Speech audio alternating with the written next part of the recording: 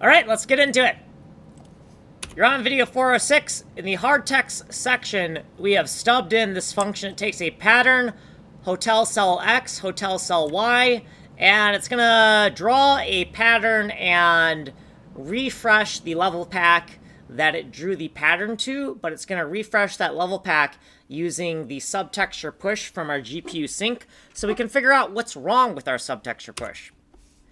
In the canonic function section, within the canonic pad text function, we have added the body of this function. So we have some synonyms for what these different numpad constants represent. So B for bottom, M for middle, T for top, left, center, right, left, center, right, left, center, right. Okay, so this is the numpad keys on the numpad.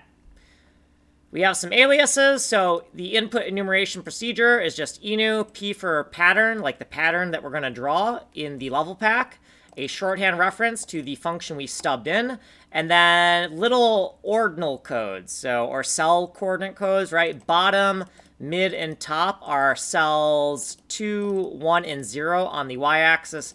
L, C, and R, left, center, and right, are cells 0, 1, and 2 on the x-axis. Did I say x-axis here? This is the y-axis. This is the x-axis. So we're going to use these little constants for our function calls. We're going to use these constants for our function calls down here, right? So here are the bottom keys on the number pad. So we're going to do our pattern with the bottom, left, center, and right with the function pointer.